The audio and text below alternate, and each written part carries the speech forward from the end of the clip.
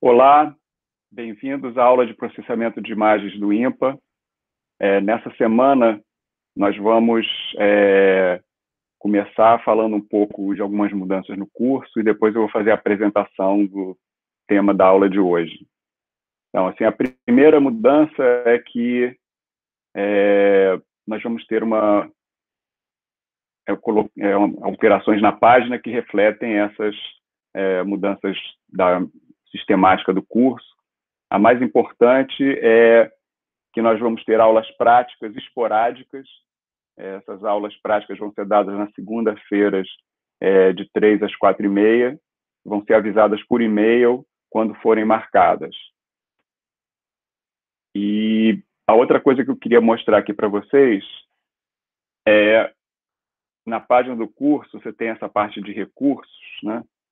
E esse link aqui, ETC, normalmente eu vou colocando notícias que são interessantes, que surgiram recentemente. Então, nos últimos dias eu coloquei duas notícias, né? Uma é essa aqui, né, que o Google está usando imagens para recriar ambientes 3D para realidade virtual usando machine learning. E essa outra aqui que tem um método que foi usado recentemente para restaurar o filme mais antigo, né, usando inteligência artificial. Então, isso tem uma relevância grande e uma relação com o tema do curso, que é vídeo, né? Então, esse filme mais antigo do mundo foi convertido para vídeo e reconstruído, né? Então, assim, eu recomendo que vocês periodicamente visitem a página e entrem nesse link ETC e vejam as novidades que estão por aqui, né? Bom, então, para dar uma perspectiva geral de onde a gente está no curso, na semana passada nós demos uma visão geral do curso e falamos dos conceitos básicos relacionados com imagem e aprendizagem de máquina. Essa semana ela vai ser dedicada a dar a intuição e os fundamentos de como a gente aprende a partir dos dados, que é uma espécie de um subconjunto da toda a área de inteligência artificial. E aí, na próxima semana, a gente vai entrar na parte mais prática, que é ligada a como você programa essas coisas e como fazer isso para vídeo, né? Então, a gente vai falar de PyTorch e Deep Video, né? Bom, então, como eu falei, né, na aula de hoje a gente vai falar de aprendizagem de máquina e eu vou passar agora para a apresentação. Então, nós vamos discutir na aula de hoje aprendizagem de máquina no sentido mais geral, né? E na aula de quinta-feira nós vamos nos aprofundar em aprendizagem profunda usando redes neurais, que é a técnica que a gente vai explorar aqui no curso, né? Mas para contextualizar, eu vou começar na aula de hoje dando essa introdução aos conceitos básicos de aprendizagem de máquina.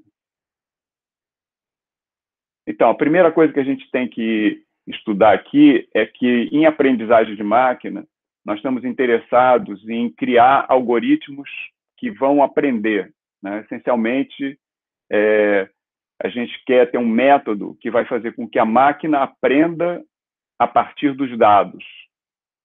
E, para isso, existem três componentes importantes, né? O primeiro é uma tarefa que deve ser aprendida. Então, nós temos classes de funções e coisas que a gente quer que sejam feitas que vão ser aprendidas a partir dos dados.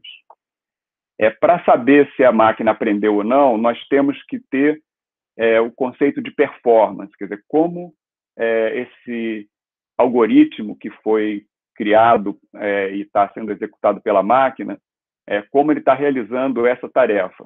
Então, nós temos que ter uma medida de sucesso, de performance do algoritmo. E, finalmente, nós temos uma experiência, quer dizer, porque nós estamos aprendendo a partir dos dados. Então, no fundo, esses algoritmos que vão aprender, eles vão aprender a partir de experiências com os dados e a gente tem que projetar essas experiências. Então, no fundo, é isso que a gente vai ver no curso todo, né? E eu vou dar os conceitos fundamentais de aprendizagem de máquina em geral na aula de hoje.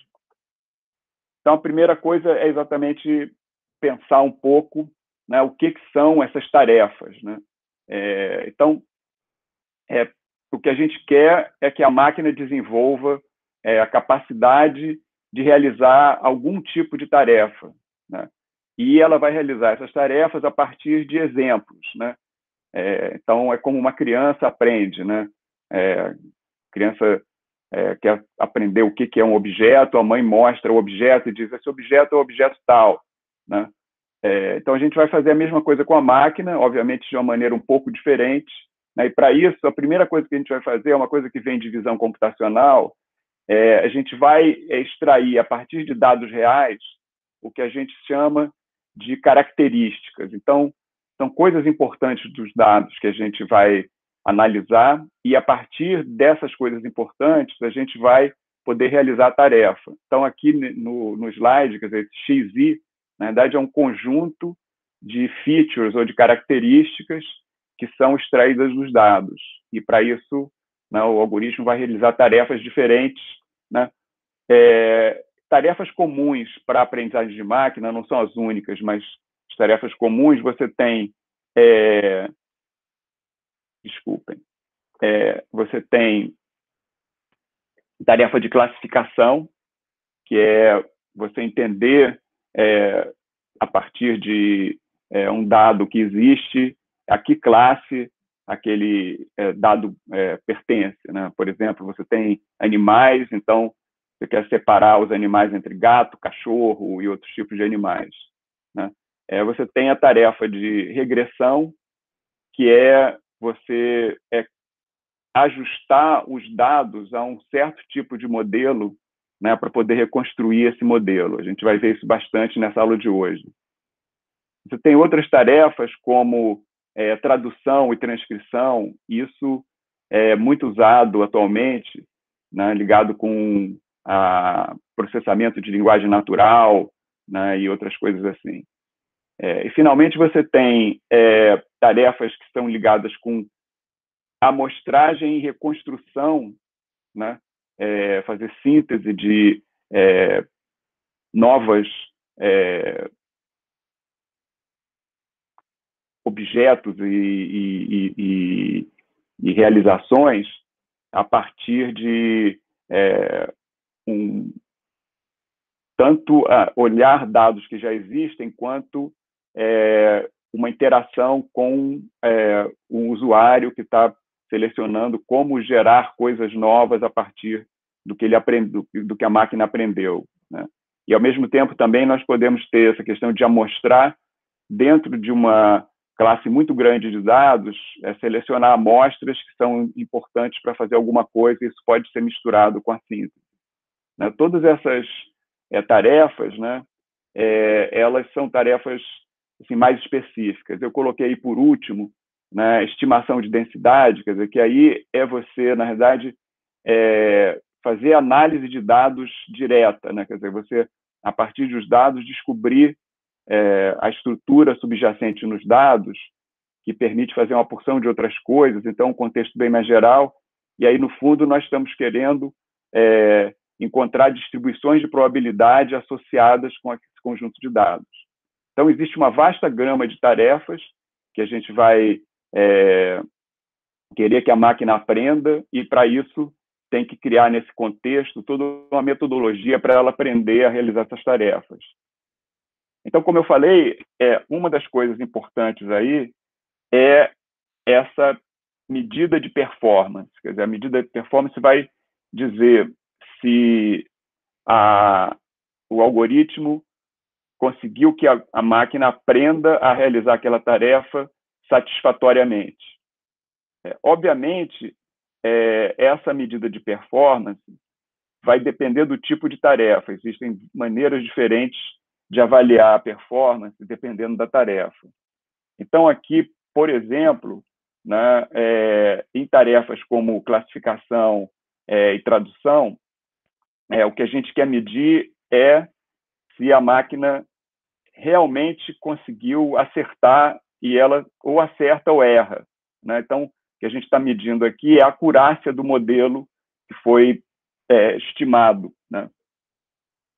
E, para isso, a gente vai usar essa taxa de erro, que é uma medida que a gente chama de perda 0,1. Quer dizer, se a máquina acertou, ela recebe uma nota 1, se a máquina errou, ela recebe uma nota 0. Né? E, então, para essas tarefas desse tipo, você usa um erro desse tipo, que é a medida de erro, que a gente vai usar bastante depois.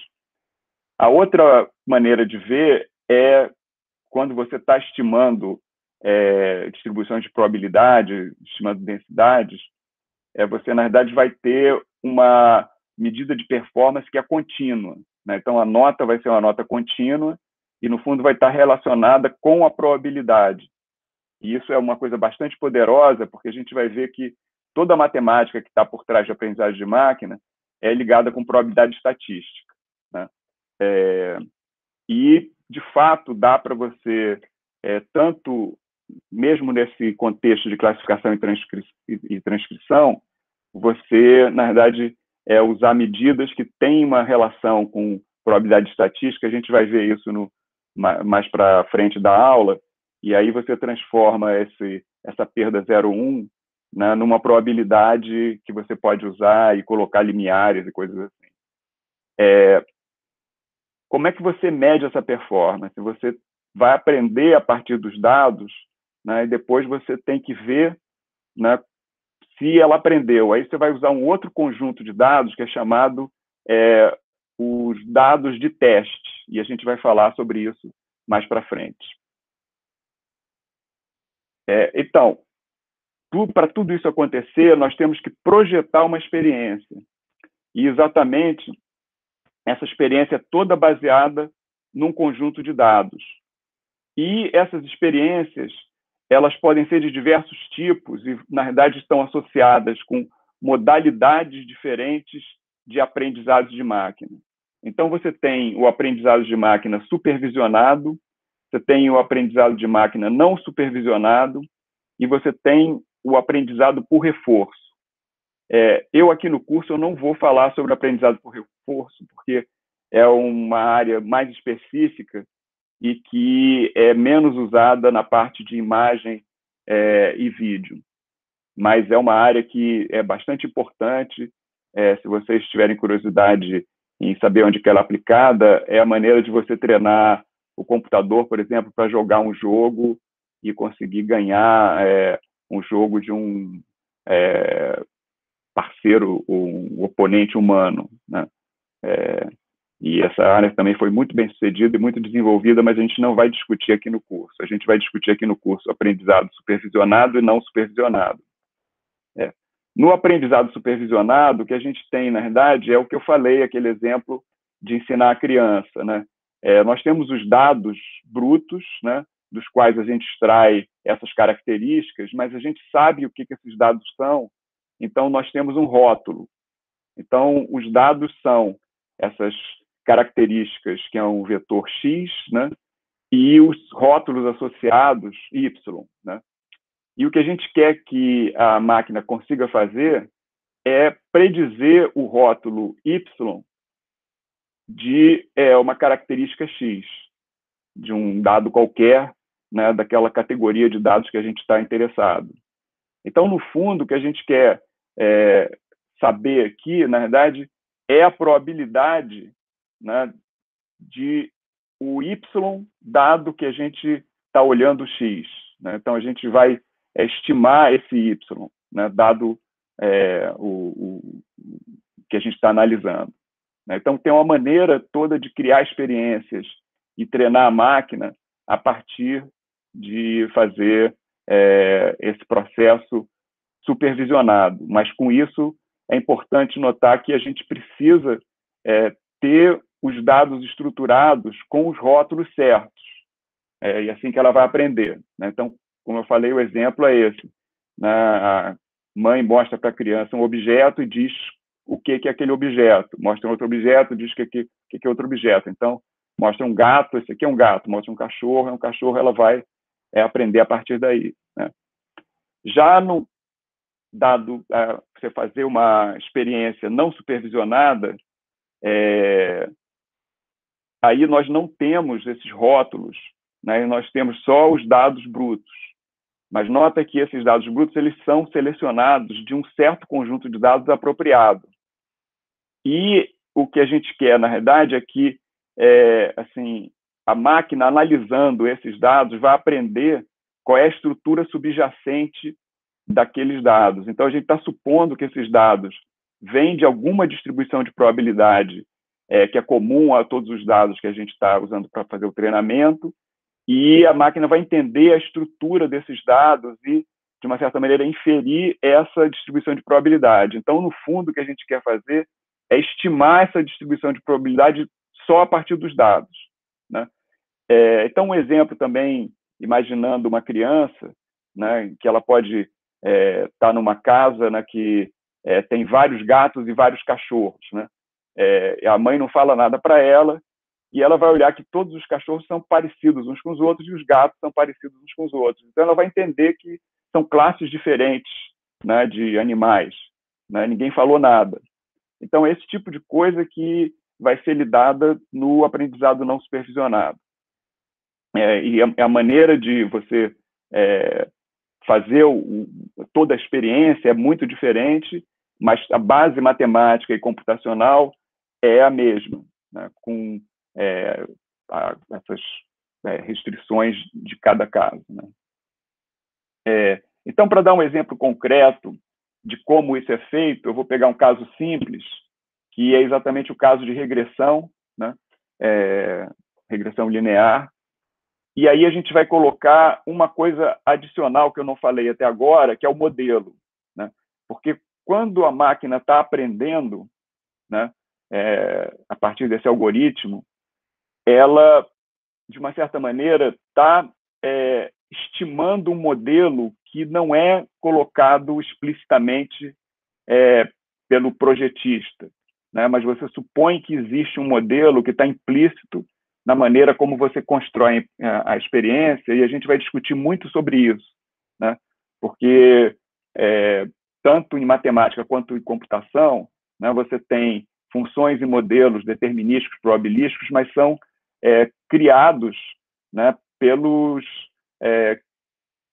seres humanos que estão projetando aquelas coisas, né? A grande coisa, né, e o poder de aprendizagem de máquina é que você, através dessa experiência, a máquina vai aprender esse modelo dentro de uma classe muito grande de possibilidades, né? Então, aqui, a gente está supondo que o nosso modelo é uma função linear, né? E essa função linear, no caso aí, você tem, né, um vetor x, né, tem uma matriz W, e o resultado do aprendizado vai ser ele calcular esse valor de y, né? Então, o que a máquina vai aprender? Ela precisa, na realidade, aprender os parâmetros que são os coeficientes dessa matriz. E isso vai ser baseado nos dados que vão ser fornecidos para saber qual é exatamente a regressão que vai ser feita para ajustar essa função linear a dados que vêm de uma certa distribuição, né? Então, exatamente a tarefa, como eu falei, é predizer o y a partir do x, e a experiência, né, você tem que projetar exatamente os dados corretos para que esse modelo seja aprendido. E aí, como a gente vai fazer a medida de performance? A medida de performance ela é feita exatamente comparando se a predição que foi feita ela é igual ao valor real, né, o ground truth, né? Então, para isso, a gente vai usar o erro médio quadrático. Nota que é o erro médio quadrático dos dados de teste. Então, aqui, essa medida de performance é uma média de quanto ela está chegando perto de calcular o valor correto para todos os dados de teste, né? E como você, na verdade, vai fazer a máquina aprender e calcular isso, né? Esse exemplo é um exemplo simples e a gente vai fazer isso, na verdade, usando otimização, né? Então, a gente, na verdade, vai fazer regressão linear, que, na verdade, para isso, nem precisa usar aprendizagem de máquina. Mas, nesse contexto, ilustra muito bem como isso é feito. Quer dizer, como eu falei, a gente quer aprender esses coeficientes W da matriz, né? E a gente vai minimizar o erro médio quadrático dos dados de treinamento, né? Então, para isso, a gente vai pegar todos os dados de treinamento, né? Calcular o erro médio quadrático, e aí dessa função nós vamos calcular o gradiente, como é a função quadrática, o ótimo, né? É igualar, né, o gradiente a zero, que vai ser o ponto de mínimo dessa função quadrática, e com isso você pode fazer esse cálculo em forma fechada, né? E você obtém o valor dos coeficientes. E o resultado é que você, dado o conjunto de dados que foi usado para o treinamento, você vai ter a reta, né, que melhor vai aproximar esses dados, que vai se ajustar melhor, né? Se os dados viessem de uma reta exata, essa reta ficaria exatamente em cima de cada pontinho desses. Mas, como nesse exemplo vocês podem ver, normalmente os dados têm ruído e, às vezes, eles não vêm realmente, né, a mostrar uma função linear, né? Então, eles não vão ficar sobre a reta, mas essa é a melhor reta que está assim, aproximando, né, e se ajustando aos dados. Então, isso é a maneira que é feita. Obviamente, esse exemplo é um exemplo simples e intuitivo para entender como a coisa é feita, mas o ponto importante aqui é notar que o aprendizado é feito baseado em otimização, né, dentro de um contexto probabilístico. É isso que a gente vai ver na aula de hoje, em todos os detalhes, os conceitos essenciais, né? Agora, uma outra questão que é talvez mais importante ainda, e é exatamente a questão central de aprendizagem de máquina, é a questão da generalização. Porque, se vocês se lembrarem, eu falei que você vai fazer o aprendizado, né, em cima dos dados de treinamento, né? Então, a regressão linear ela consegue achar aquela melhor solução para aqueles dados de treinamento. Mas o que a gente quer, na verdade, é que a máquina, o algoritmo, esteja aprendendo um modelo que não é só para aqueles dados de treinamento, é para uma classe de dados muito maior, né, além desses dados de treinamento, que estão associados com alguma distribuição de probabilidade. Então, a gente quer que o algoritmo, né, que aprendeu, né, com isso a máquina vai permitir ela ter a mesma performance com dados novos que ela não viu durante o treinamento, né? E isso é chamado da capacidade de generalização do algoritmo. Para isso, a gente vai supor o seguinte: a gente vai supor que o que a gente quer aprender são dados que vêm da mesma distribuição de probabilidade, né? Então, os dados são independentes, mas vêm dessa distribuição, e a gente tem um processo de geração de dados que vai criar o conjunto de dados que vai ser usado na experiência. E aí, para isso, a gente tem 3 tipos de subconjuntos desses dados. O primeiro são os dados de treinamento, que vão ser usados para aprender o modelo, como a gente viu agora. Depois, a gente tem os chamados dados de teste, que vão ser usados para verificar se o aprendizado foi feito da maneira correta, depois que a máquina aprendeu.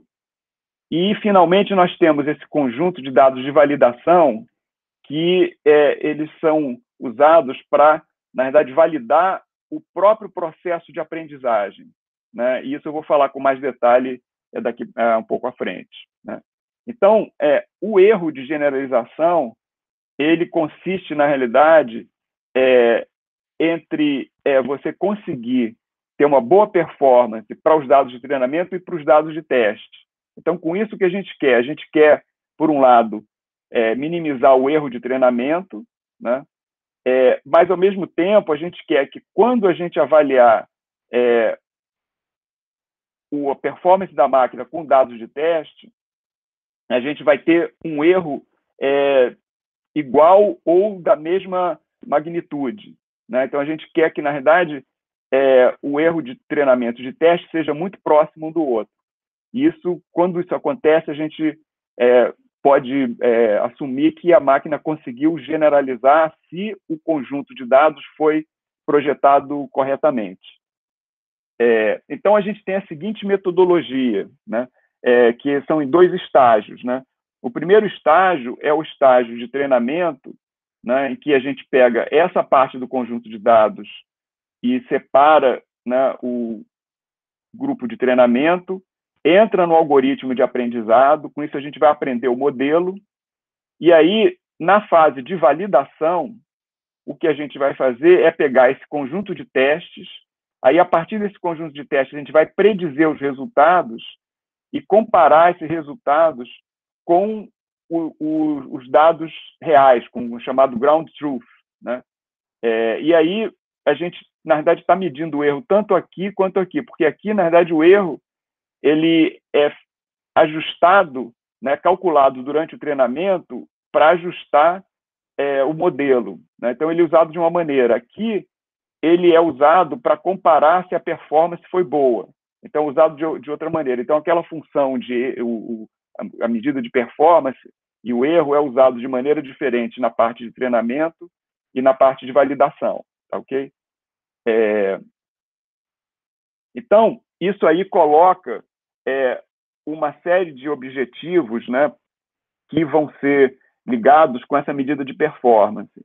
E esses objetivos estão associados com vários desafios, né, porque a gente tem que, ao mesmo tempo, conseguir fazer com que a máquina aprenda, né, baseado nos dados de treinamento, ou seja, fazer que o erro em relação aos dados de treinamento seja pequeno, mas, ao mesmo tempo, ela precisa conseguir generalizar. E, para generalizar, a diferença entre o erro de treinamento e o erro de teste tem que ser pequena.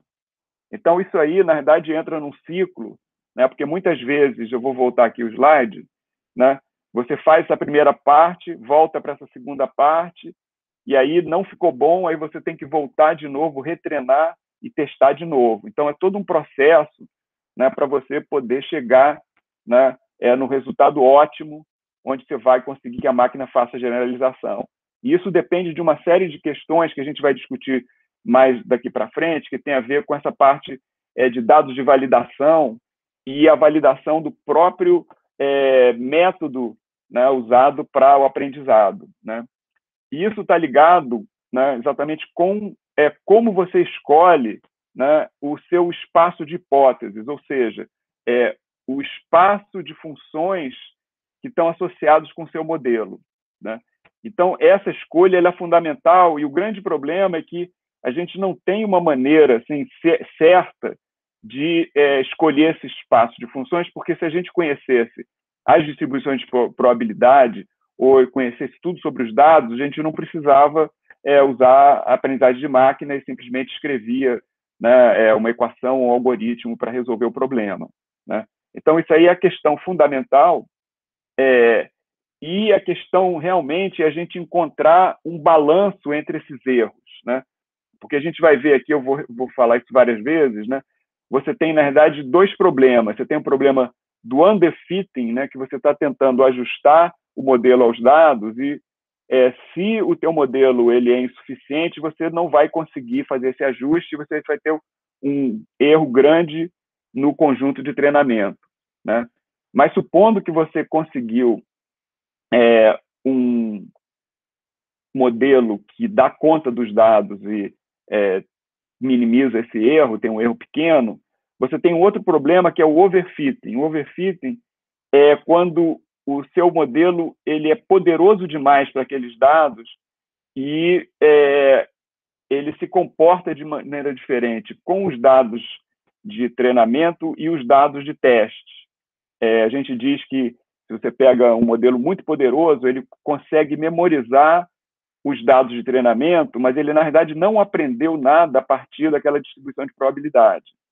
E isso é, assim, o maior problema que acontece, né, tem a ver com coisas muito profundas de teoria de probabilidade, e, na prática, acontece quando você está projetando novos modelos de aprendizagem de máquina. Né? Então, essa questão que eu discuti tem a ver com a chamada capacidade. Quer dizer, a capacidade é como, né, o modelo, né, você tem um certo espaço, né, de funções, né, e de distribuições que podem ser usadas para serem ajustadas aos seus dados. Né? Você quer encontrar o espaço de funções da dimensão correta, que são exatamente adequados para os seus dados. Você não quer nem mais simples, nem mais complicado. E chegar nesse balanço é difícil porque a gente não conhece tudo sobre os dados. Né? Então, a questão toda aqui é como você vai encontrar o modelo correto. Então, para dar um exemplo simples ligado com essa questão de regressão, né, vamos supor aqui, né, que a gente tem um espaço de hipóteses que é um polinômio. Né? Então, pode ser um polinômio linear, pode ser um polinômio quadrático de grau 2, ou pode ser um polinômio de grau maior, por exemplo, de grau 9. Né? Agora, supõe que os nossos dados vêm de uma função de grau 2, uma função quadrática. A gente não sabe, mas supõe que eles vêm. Então, quando tem esse caso, se a gente usar como modelo uma função quadrática, a gente vai conseguir fazer um ajuste perfeito. Vocês veem aqui, né? A gente ajusta uma função, passa exatamente em torno de todos os pontos dos dados. Por outro lado, se a gente escolhe um modelo insuficiente, por exemplo, um modelo linear, o melhor que a gente vai conseguir é uma reta aqui que vai dar uma boa aproximação, né, desses dados sendo linear. Né? Mas vai ter um erro relativamente grande. Né? Por outro lado, se eu pego um polinômio de grau 9, ele certamente tem um poder de expressividade, né, muito maior do que uma função quadrática, uma função de um polinômio de grau 2. Por outro lado, quer dizer, é conhecido, né, que na hora que você faz ajustes, né, e regressão para polinômios de alta ordem, né, de grau mais alto, a função ela vai oscilar. Né? Então, o que acontece aqui é aquele exemplo que eu falei que ela está memorizando os dados, quer dizer, ela vai passar exatamente nesses pontos, né, para esses dados, então aqui o erro vai ser 0. Né? Mas quando eu pegar dados de teste, por exemplo, se eu pegar um dado que está aqui, né, o erro vai ser enorme. Né? Então, isso é o chamado overfitting. Né? E a gente tem que lidar com isso, e o problema é que a gente não sabe. Quer dizer, na verdade, a gente nunca vai ter essa situação que os dados vêm exatamente, né, de uma função quadrática ou de grau 3. E, como eu falei, os dados têm ruído. Né? Então, você tem que lidar com todas essas situações, e achar o modelo correto talvez a coisa mais difícil, né, da teoria e da prática de machine learning. Né? Isso aí, quer dizer, está ligado com o que eu chamei de capacidade. Quer dizer, o modelo e a capacidade eles estão intimamente ligados e, na verdade, tem aspectos diferentes aí, porque você tem, por um lado, a capacidade de representação, que é o modelo em si, né?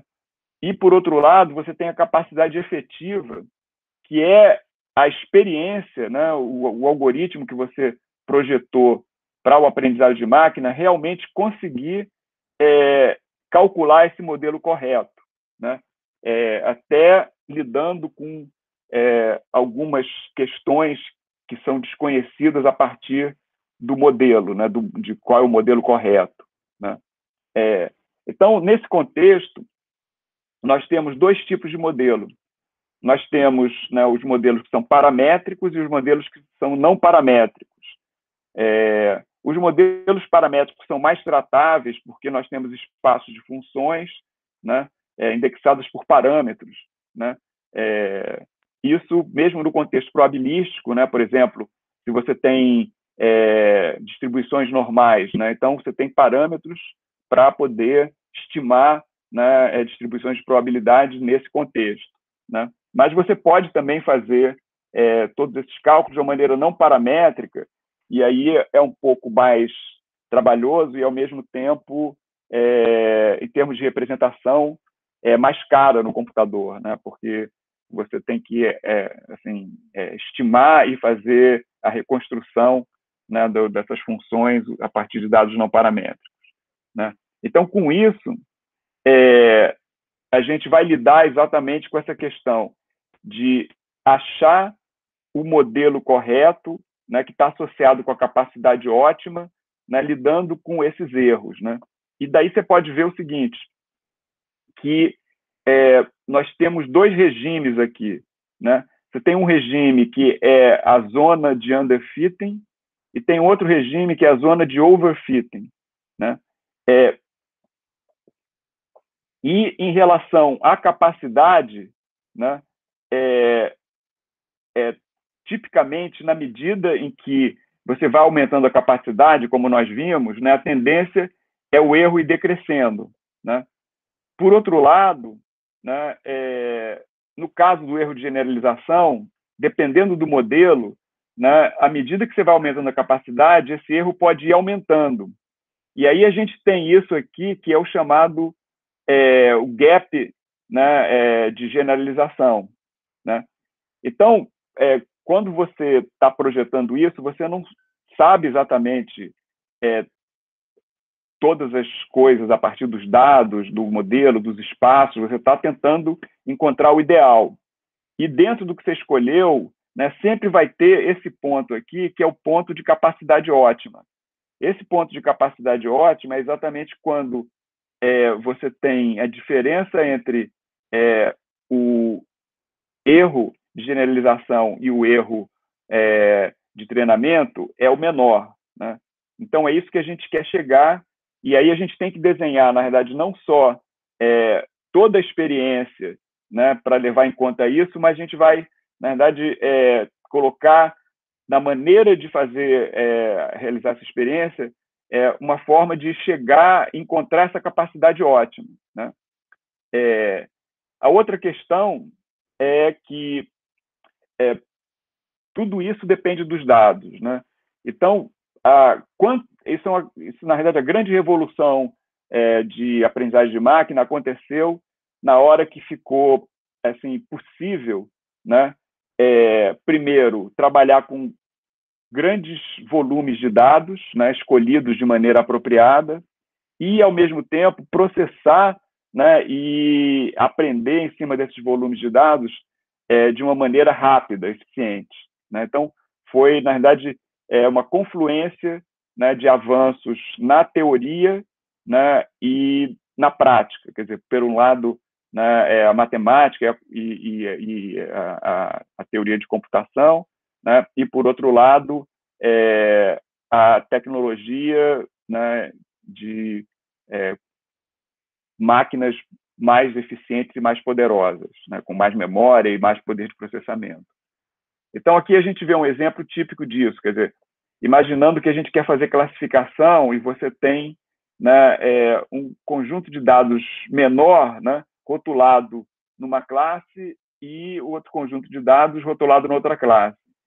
Então, você vê que aqui existem várias possibilidades de separar esses dois conjuntos de dados com funções aqui separadoras, né? Mas supondo que, na realidade, os dados, né, são mais complexos do que isso, né, do que você vê que você tem uma faixa de incerteza aqui, né, que qualquer curva que passe por aqui vai separar bem esses dados, né?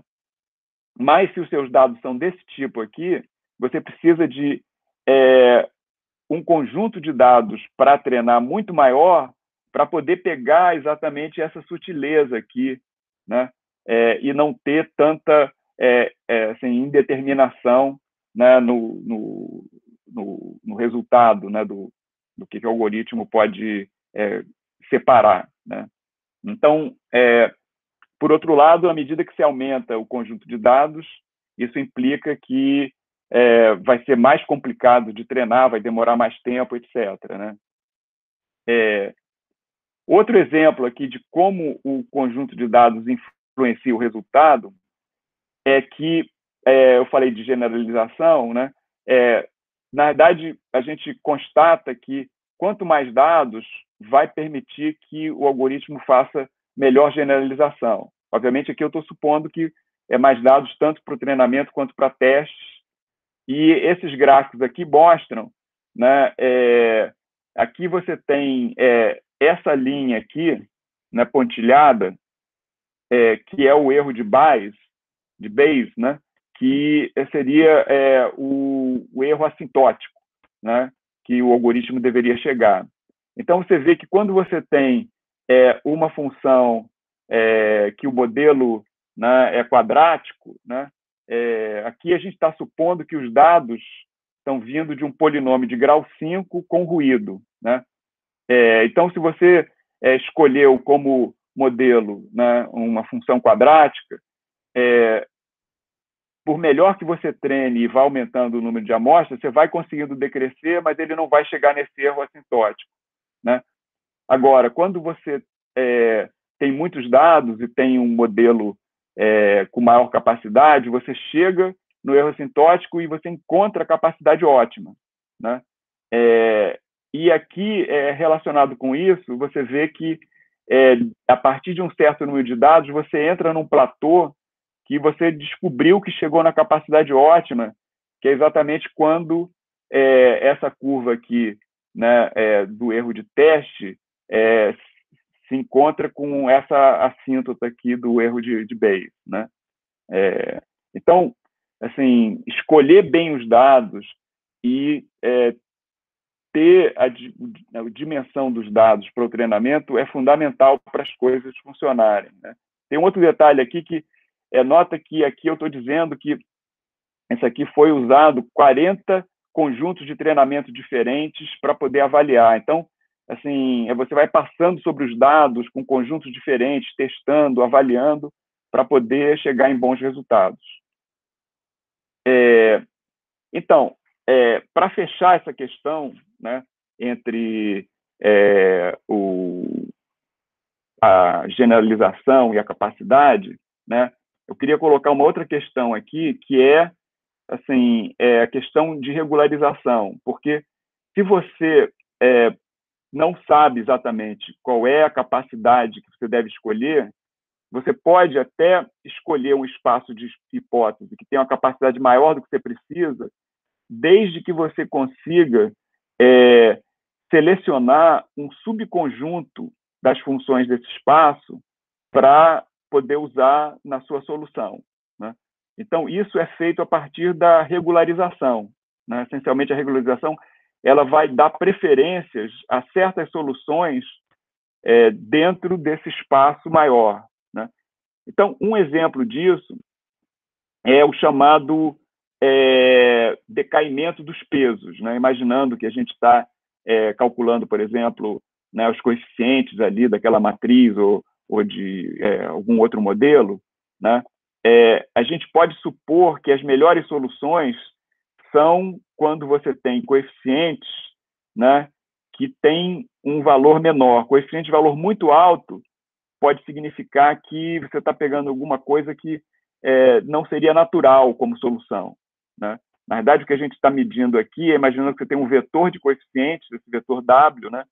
A gente vai pegar, né, o quadrado da norma L2 e dar preferência, né, a soluções que têm o quadrado da norma L2 menores, né? Obviamente, preferência, inclusive, né, desde que consiga resolver o problema, né? Então, aqui, voltando àquele exemplo de uma função polinomial, né, e aqui você pensando que aqui você tem uma função polinomial de grau 9, né, que, obviamente, tem muito mais capacidade do que você precisa para, por exemplo, dados que vêm de uma função quadrática, né, como esses aqui. Mas aí você coloca esse fator de regularização, né, e você tem esse parâmetro lambda, né? Então, se você faz o lambda igual a zero, você cai naquele caso anterior que você só tem aqui, na sua função de perda, né, o erro médio quadrático dos dados de treinamento. Mas na medida que você vai mudando o valor de lambda, né, se você põe o valor médio aproximado, nota que você tem uma solução bem razoável, mesmo para um polinômio de grau 9. Né? Você não tem esses assim, overfitting aqui, essas distâncias grandes. Você vê que a curva faz assim. Né? Mas, por outro lado, se você aumentar muito esse lambda, né, você, no limite aqui, né, você anularia, né, esse termo aqui e teria uma solução trivial que não vai funcionar. Né? Então, a regularização é uma coisa muito importante. Né? A regularização é uma técnica que é usada em inteligência artificial e visão computacional há muito tempo, né, em algoritmos clássicos, e que é aplicada aqui também, né, para aprendizagem de máquina. Então, a gente chega exatamente naquele ponto que eu falei, que você tem que, na verdade, não só desenhar uma experiência e montar um jeito de treinar, né, e avaliar a efetividade disso, né, a partir do dados de treinamento, dados de teste, mas, na realidade, você vai ter, na sua experiência, o que a gente chama de hiperparâmetros, né? Quer dizer, na verdade, são parâmetros que vão condicionar como a experiência funciona. Né? Então, essencialmente, esses hiperparâmetros controlam o comportamento do algoritmo de aprendizagem. E a gente viu aqui dois exemplos, né, de hiperparâmetros. Um é o grau do polinômio, que é um hiperparâmetro de capacidade. Né?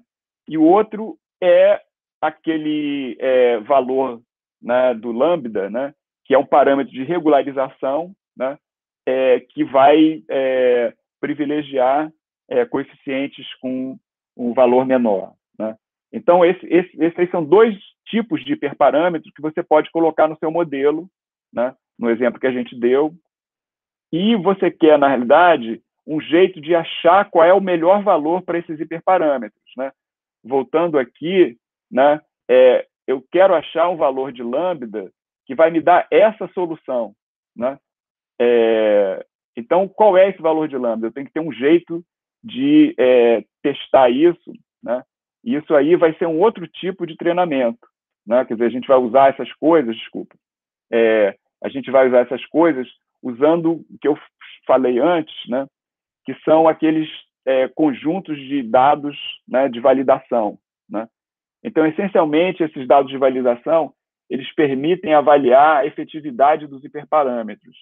E, obviamente, eles têm que ser dados que não são usados nem no treinamento, nem no teste. Né? Então, tipicamente, o que se faz é você separa 80% para dados de treinamento e teste e você separa 20% para dados de validação.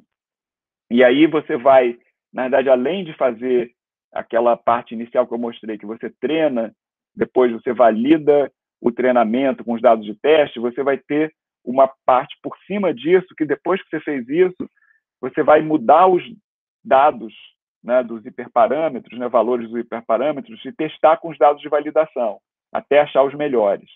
E aí, com isso, você consegue lidar com toda essa incerteza que existe de você não saber, né, qual é a capacidade correta, né, não saber qual é a distribuição dos dados, qual é o modelo exato, e a máquina vai aprender de uma maneira muito efetiva se você usar todas essas técnicas. Né? Continuando com essa questão da validação, e é uma coisa que tem a ver com a questão, né, dos dados, da quantidade de dados, né? Se você, normalmente, assim, você gostaria de ter mais dados do que você tem. Né? Então, existe uma porção de técnicas de explorar da melhor maneira os dados que você tem no contexto probabilístico. Né? Uma dessas técnicas que está lidada com a validação é a chamada validação cruzada. Né?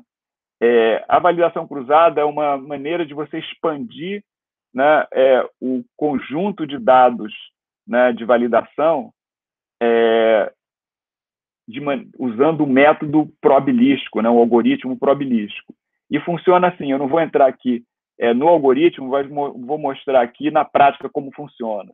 Quer dizer, na prática você faz assim, você tem o seu conjunto de treinamento, conjunto de validação, etc. E aí o que você faz é, você separa, né, esse conjunto em pedaços, né, que a gente está chamando aqui de dobras, né, dobraduras, né? E daí, para cada vez que você vai rodar o algoritmo, você aleatoriamente vai escolher essas dobraduras diferentes, né? E é como se tivesse muito mais dados, porque como você está escolhendo aleatoriamente, isso não vai criar nenhum viés, nenhum problema, né? Na maneira como o algoritmo está funcionando, né? É o poder de algoritmos probabilísticos, né? Isso é uma técnica muito usada também para, exatamente como eu falei, aumentar o conjunto de dados. Na prática é importante. Bom, então agora, para terminar, né, eu queria falar de um teorema que, a princípio, pode parecer desapontador até pelo nome, né, que ele é baseado num ditado que é muito usado, né, que não tem almoço grátis, né? Então, esse é o teorema do no free lunch, né? E o que esse teorema diz, isso aí é uma coisa teórica de machine learning, tá? Não é uma coisa prática. Então, a gente tem que entender ele no ponto de vista teórico. O que ele diz é o seguinte, que você não tem como, né, criar um algoritmo de machine learning que seja melhor que todos os outros para todas as possibilidades de distribuição de dados, né? Significa o seguinte, que você não vai ter um algoritmo que ele vai assim, conseguir ser ótimo para qualquer possibilidade de distribuição de dados, né? Assim, seria o algoritmo, vamos dizer assim, o santo graal dos algoritmos de machine learning. Isso não existe, né? E, de fato, o que esse teorema diz é que se você pegar, né, os vários algoritmos que são projetados, né, de uma maneira razoável, né, e testar ele com uma quantidade muito grande de distribuições de dados diferentes, né, em algumas ele vai ter uma performance muito boa e outras uma performance muito ruim. E aí, na média, a performance de todos os algoritmos vai ser muito parecida, né? Então, isso que diz o teorema, mas é uma coisa teórica, né? Então, essencialmente, o take-home message aí, né, que é a filosofia que está por trás disso, é que não existe um algoritmo de aprendizagem universal que funciona para tudo, né? Mas, por outro lado, isso não é nenhum problema, porque a gente não está interessado nisso. A gente está interessado em algoritmos que vão resolver o nosso problema, né? Então, algoritmos que têm uma boa performance na aplicação que a gente quer para os dados que interessam, né? E isso a gente consegue fazer, e isso, na verdade, é a parte da revolução de machine learning, né? Que a gente está conseguindo realmente que essa performance seja muito boa, né? E a questão toda, né, de quem trabalha nessa área é exatamente saber escolher as aplicações, né, e os dados que vão conseguir fazer com que o algoritmo aprenda para resolver no contexto daquela aplicação, né? Então, com isso, a gente fecha essa primeira parte, e agora eu queria entrar na segunda parte da aula, que eu queria falar um pouco de probabilidade estatística, né, de uma maneira assim, muito superficial, mas eu acho que é importante dar os conceitos fundamentais, porque, como a gente viu, a matemática que está por trás de machine learning, essencialmente é toda baseada nos fundamentos de probabilidade estatística, né? Então, a gente vai discutir alguns conceitos que têm uma relação muito forte com o que a gente vai fazer aqui no curso, né? É muito bom para quem está trabalhando nessa área conhecer profundamente probabilidade estatística. Então, a primeira coisa que a gente vai analisar é exatamente a questão de estimação, né? Porque, de uma certa maneira, o que um algoritmo que aprendeu a realizar uma tarefa vai fazer é estimar alguma coisa, né? Dentro desse conceito de probabilidade estatística. Então, para isso, a gente vai assim, analisar os estimadores, né, dentro de estatística e probabilidade, né? Então, um estimador pontual, uma estatística, né, ele assim, supondo que você tem né, um conjunto, né, de amostras, né, pontos de dados, né, que são independentes e distribuídos identicamente, né, como eu falei antes, quer dizer, vem de uma mesma distribuição de probabilidade, né, um estimador pontual, né, ele é uma função desses dados, né? Então, essencialmente, ele vai estimar alguma propriedade associada com essa distribuição a partir dos dados, né? E isso aí está ligado com o que a gente falou antes do que é um modelo, né? Que ele vai dar uma relação, né, entre entradas, né, numa certa função e o resultado que essa função vai predizer, vai estimar, né? E, obviamente, aqui você tem um fator que tem um grau de indeterminação, primeiro, porque é um modelo probabilístico, né? E, segundo, porque tem alguma coisa que você não consegue estimar realmente, né? Então, o que a gente quer, na verdade, a gente quer trabalhar com estimadores de funções, né, que estão associados com o nosso modelo e, essencialmente, eles vão aproximar, né, no sentido probabilístico, né, esse nosso modelo com todas as assim, propriedades matemáticas que a gente tem, né, usando probabilidade, né? Então, é isso que a gente vai concentrar, né? E aí tem outros dois conceitos muito importantes, né, básicos, que é o viés e a variância.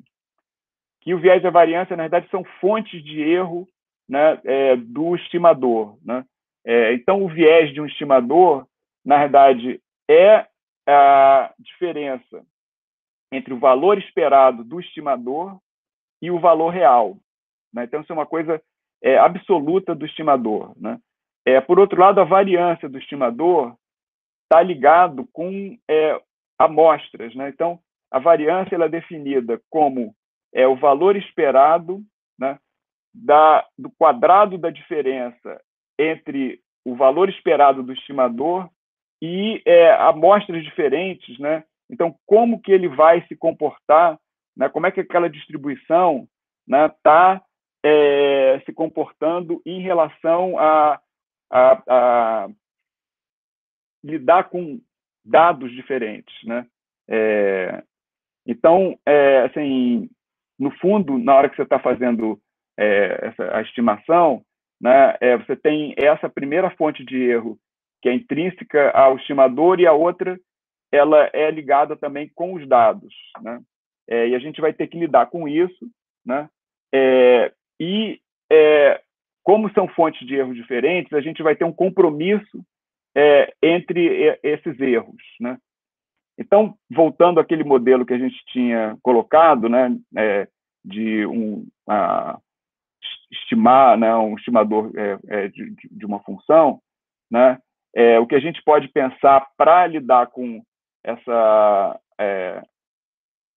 um compromisso entre o viés e a variância é minimizar o erro quadrático, né, o erro médio quadrático, entre o valor do estimador, né, e o valor correto que deveria ser, né? Isso aí vai levar a esse erro esperado e a gente pode, na verdade, fazer uma coisa clássica, que é uma decomposição desse erro, né, do valor esperado desse erro, né, decompondo ele entre um componente que é associado com o viés e outro com a variância, né?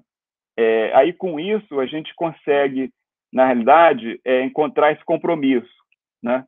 E a gente vai ver que, na verdade, uma coisa importante é que isso está relacionado com o que eu falei na primeira parte da aula, né? Está relacionado com a capacidade ótima, né, com o underfitting e o overfitting, né? Porque, tipicamente, quando a gente tem a capacidade ótima, né, ela é exatamente o ponto aonde o ponto de equilíbrio, né, entre o erro associado com o viés e associado com a variância, né?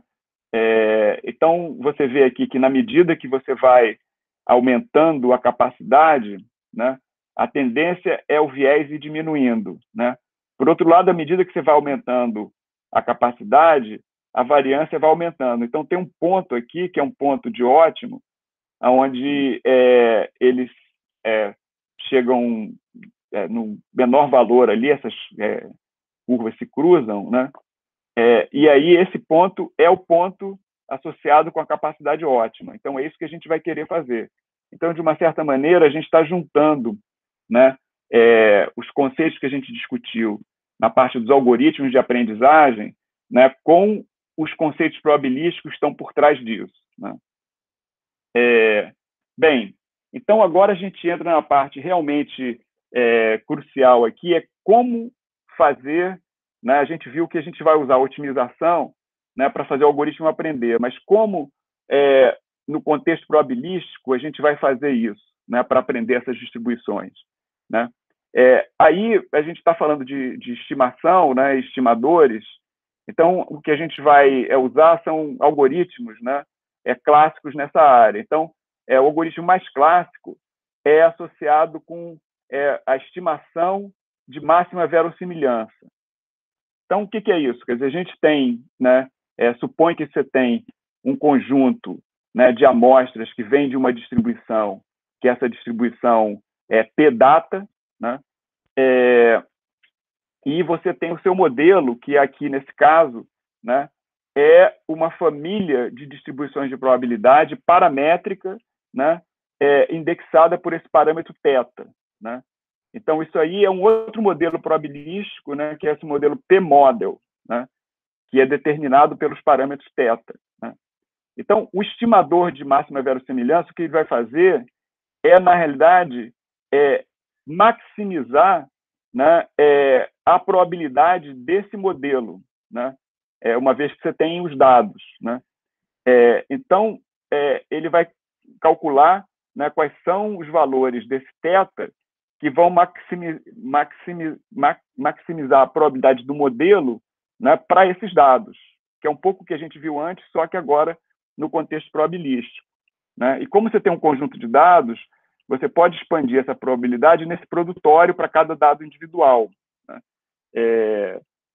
E, na prática, a maneira como a gente trabalha com a estimação em máxima verossimilhança é usar a matemática e a gente, para ficar mais fácil de fazer a computação e os cálculos, né, a gente vai transformar esse produtório, né, numa soma, usando o logaritmo, né, e aí fazer a otimização em cima dessa soma, né, que é muito mais fácil. E, além disso, como a gente está querendo encontrar, na realidade, o ótimo, a gente não quer achar um valor assim, absoluto, a gente pode normalizar, né? Então, a gente vai fazer essa normalização, rescalando, né, a função aí, né? E aí, com isso, a gente vai rodar um algoritmo de otimização no contexto probabilístico para encontrar esses valores do parâmetro θ associado com a nossa família de distribuições de probabilidade, né? Esse esquema pode ser interpretado de uma maneira assim, mais assim, poderosa, né, no sentido, né, que envolve conceitos mais sofisticados de teoria de probabilidade, como, na verdade, sendo o que a gente está fazendo aí tentando assim, encontrar, né, a distribuição dentro de uma medida que você consegue comparar distribuições, né? E isso aí é conhecido, né, como a entropia cruzada, né? Ou a divergência KL, né, de Kullback-Leibniz, né? Então, assim, na verdade, essas coisas são totalmente equivalentes, só que essa interpretação pela dissimilidade de distribuições, né, usando a divergência KL, ela é teoricamente muito mais poderosa e está ligada com outros conceitos de probabilidade mais sofisticados, né? E que comprova que isso funciona na prática, né? Bom, continuando, né, a gente quer, na verdade, achar estimadores, né, funcionais, né? Mas assim, a gente quer mais que isso, porque a gente viu que os nossos modelos, né, principalmente naquele exemplo mais básico, né, de aprendizagem supervisionada, mas esses generaliza para outros, né, de aprendizagem não supervisionada, no fundo, o que a gente quer fazer, né, é encontrar um mecanismo, uma função, né, que vai predizer, né, o resultado que a gente conhece, no caso aqui seria o rótulo, né, a partir de certos dados, né. Então, a gente quer uma função que, dado um x, ele vai predizer o y, né. E isso, no contexto de probabilidade, é a probabilidade condicional, quer dizer, o que a gente quer, na verdade, é uma distribuição de probabilidade do y dado o x, né. E aí a gente vai, na verdade, estender o que a gente fez para o estimador de máxima verossimilhança para tornar ele condicional, né? Então, a gente vai ter um estimador de máxima verossimilhança condicional e, para fazer isso, é muito simples, é simplesmente trocar a probabilidade pela probabilidade condicional. E fica bastante parecido com o que a gente fez antes, né? Vai usar os mesmos argumentos ali para encontrar o método de calcular essas coisas, né? Bem, então agora eu queria mudar um pouco a maneira de ver a probabilidade, porque até agora o que a gente falou é de o que é chamado, né, de probabilidade estatística frequentista, né?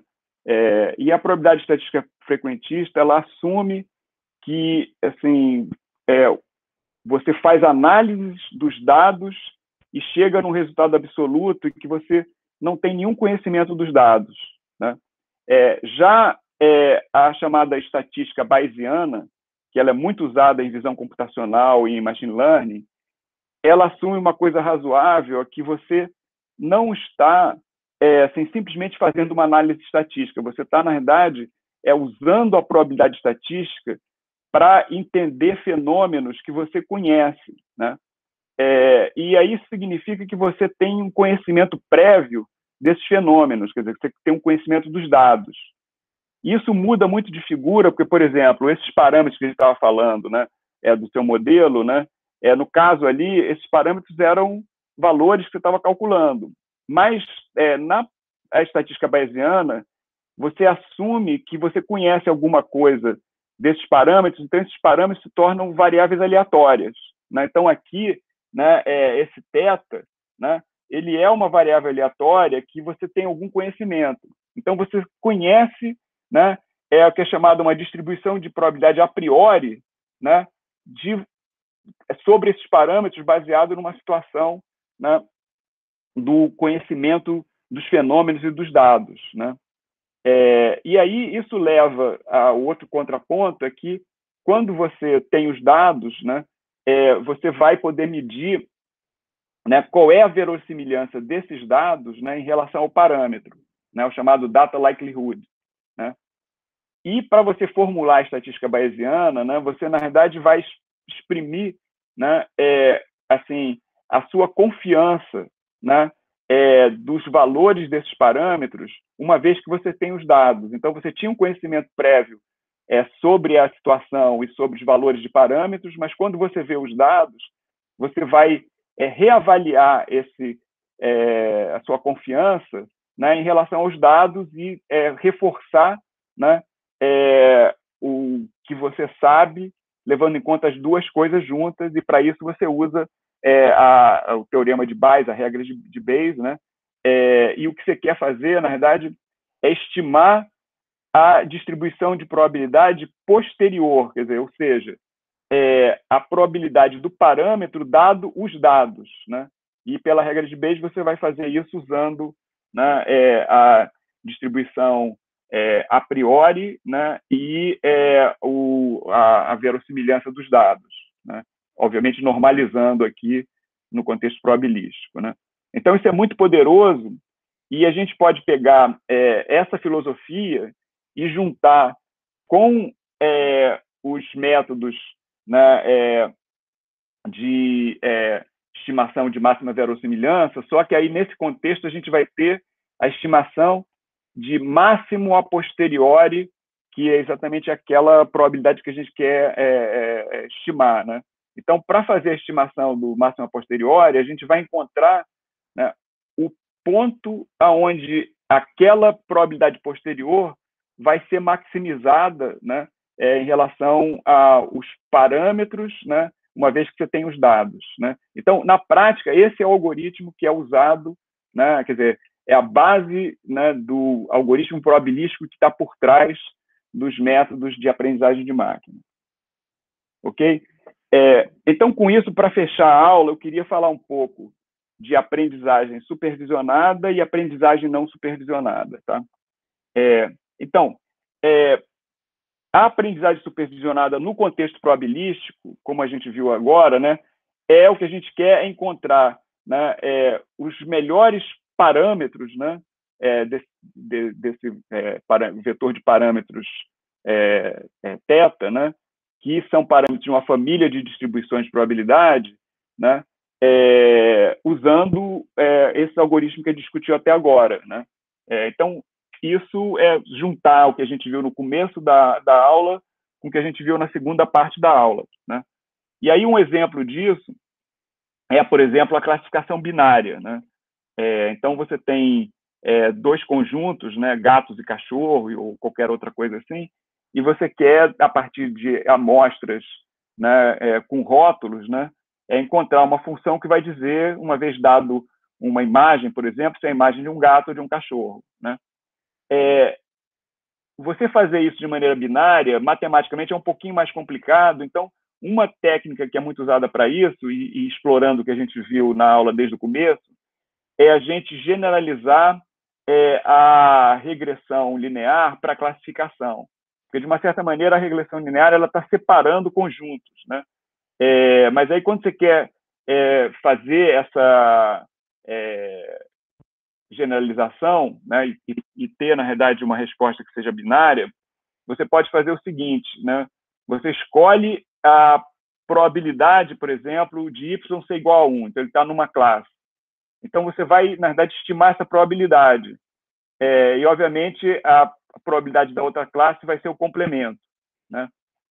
E aí, para isso, normalmente o que se usa é a chamada função sigmoide logística, né, que ela vai, na realidade, colocar os valores, né, entre dois patamares, 0 e 1, mas com essa suavidade aqui, que é interessante porque dá umas certas propriedades matemáticas de cálculo para o modelo. Né? Então, e isso você consegue, na verdade, para fazer essa classificação binária, é só estimar os parâmetros dessa função, que já é o modelo que você tem aqui, que é conhecido que funciona.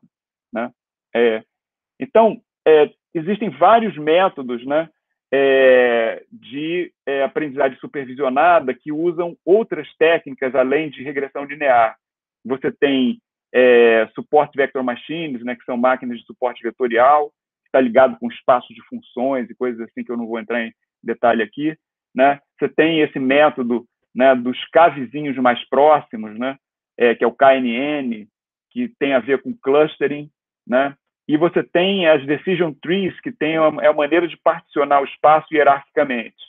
Né? Eu não vou entrar em detalhe nessas técnicas, né, que na verdade são técnicas clássicas de aprendizagem de máquina, que são usadas também no contexto de machine learning, né? E especificamente de redes neurais e coisas assim.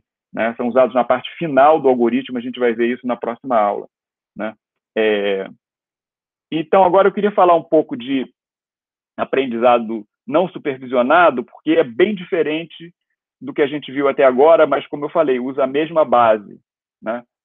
Então, o aprendizado não supervisionado, a gente não tem os rótulos, a gente só tem os dados. Né? Então, a maneira de encontrar estrutura, extrair estrutura subjacente nos dados, é você encontrar uma representação, né? Uma representação daqueles dados diferente dos dados, que seja mais simples que os dados. Então, na medida que você encontra uma representação mais simples que representa bem os dados, você está encontrando propriedades importantes dos dados que vão fazer com que você tenha aprendido coisas dos dados. Né? Então, tem essencialmente três técnicas assim básicas, né? Três abordagens que você pode usar para encontrar essas melhores representações. Né? Uma é você procurar encontrar representações de dimensão mais baixa. Né? Então, como você tem dados que em geral são em dimensão muito alta, se você encontra essas representações de dimensão mais baixa, você conseguiu extrair tudo que não é informação e ficar com a informação, né?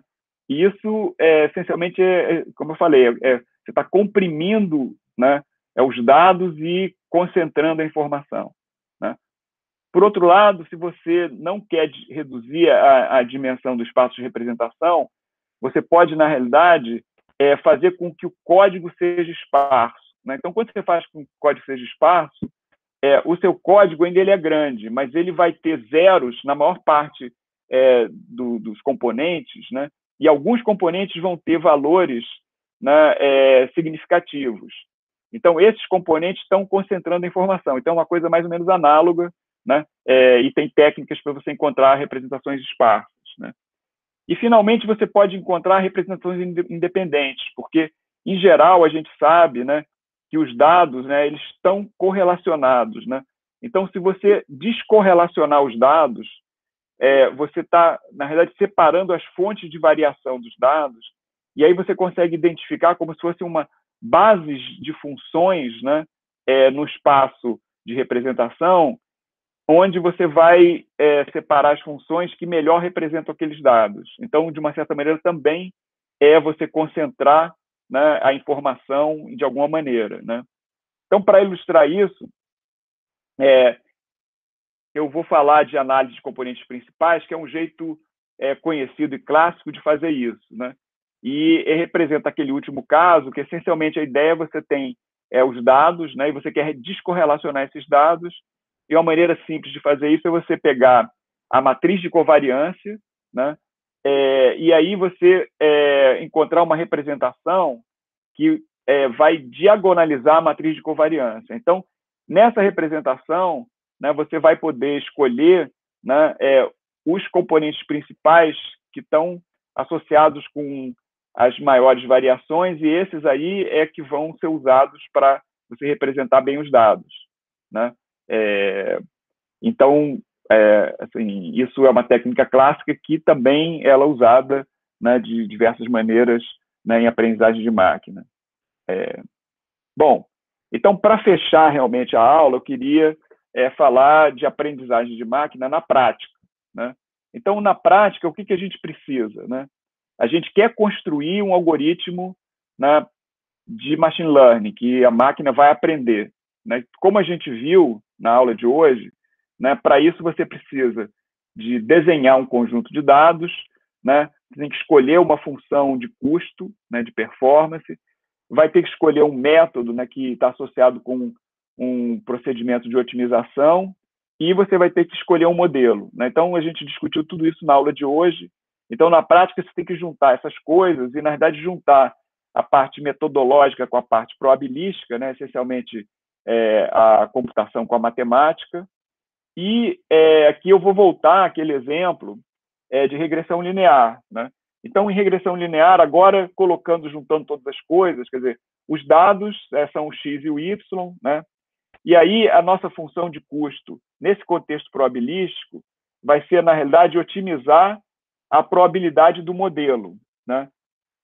Só que, para fazer a otimização, a gente realmente o que vai fazer é pegar, né, o erro médio quadrático, né, dos dados de treinamento e fazer o gradiente igual a zero e calcular, né? E aí, no contexto probabilístico, a gente pode assumir, né, que isso, assim, a gente vai ter um modelo, né, aquele modelo linear, que, na verdade, está associado com a distribuição normal, né? Então, os parâmetros que a gente vai otimizar, né, associado com essa função de custo, na verdade, são os parâmetros de uma distribuição normal, né? Então, isso aí junta tudo e compatibiliza, né, o modelo computacional com o modelo probabilístico. Só que, para fechar mesmo, a gente tem que pensar no caso concreto, porque todos os exemplos que eu dei aqui foram exemplos muito simples, né, de dados em dimensão 1, dimensão 2, né? E, na prática, a gente lida com dados de dimensão muito alta, né? E isso traz muitos desafios, né? O primeiro desafio está ligado exatamente com a dimensão, que é chamado né, exatamente assim, a praga da dimensionalidade, né? Quer dizer, que quando você aumenta a dimensão, as coisas vão se complicando de uma maneira muito grande, né? E você tem que lidar com essa aumento de complexidade de uma maneira sensível para que as coisas funcionem, né? Então, para fazer isso, né, você, em geral, pode explorar certas coisas que a gente assume que esses dados são razoáveis, né? Então, quando você tem dados razoáveis, né, eles podem estar numa dimensão muito alta, mas a estrutura que você tem dos dados ela está numa subvariedade de dimensão mais baixa. Então, você tem essa questão da suavidade ou a constância local. Quer dizer, numa certa vizinhança, os dados são todos muito próximos e se comportam, né, de maneira natural, né? Então, aqui, a gente pode ver isso da seguinte maneira. Por exemplo, para esses dados aqui, se você olhar assim a priori, eles são meio confusos, mas eu posso supor que esses dados estão ao longo de uma curva, que é essa curva aqui que eu estou desenhando, né? E nesse caso, você vê que em cada vizinhança eles são bem suaves e estão aproximando.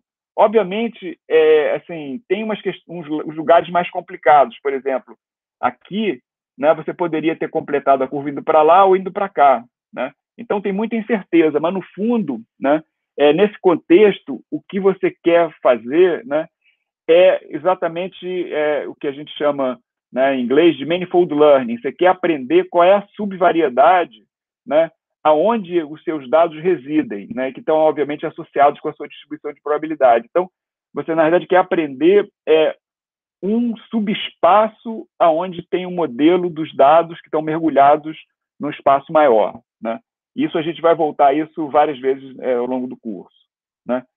Então, um exemplo aqui mais complicado, né? Porque aqui eu dei um exemplo, né, de pontos, né, no plano, né, e aqui a subvariedade é uma curva, né?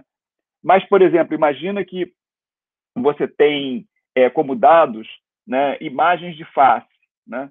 Então, se você usa essa técnica de manifold learning, né, você não só pode aprender, né, a subvariedade, quer dizer, o subespaço de imagens de faces, mas, na realidade, dependendo do seu conjunto de dados, você pode encontrar uma de coordenadas, né, nesse subespaço. Então, se você olhar aqui nessas imagens, elas estão dispostas aqui em duas dimensões, né? E aí, nessa dimensão aqui, né, o rosto ele está girando nessa direção, assim, né? Imagina aqui é o eixo, né? O rosto está girando nessa direção. E nessa aqui, né, o rosto está girando nessa direção, são outro eixo, né? Então, aqui você tem duas dimensões diferentes que correspondem à variação dos dados, né, que estão dentro de uma subvariedade no espaço de imagens, que corresponde ao espaço de faces, né, e você consegue aprender isso. Isso aí foi aprendido num algoritmo de machine learning, né, para imagens, né? E, obviamente, isso aí funciona para esses dados. Mas se você tem um conjunto de imagens que é ruído branco, né, você não consegue fazer isso, porque o subespaço aí é o subespaço de imagens aleatórias de ruído branco, né, que é trivial. Então, não tem coordenada aí, mas você consegue identificar isso também, né? Então, eu acho que nessa aula deu para colocar as noções fundamentais, né, de aprendizagem de máquina. A gente terminou com imagens, e aí na próxima aula que a gente vai discutir é o aprendizado profundo usando redes neurais, ok? Então, muito obrigado a todos, aguardo vocês na quinta-feira, nesse mesmo horário, e a gente pode encerrar a transmissão agora.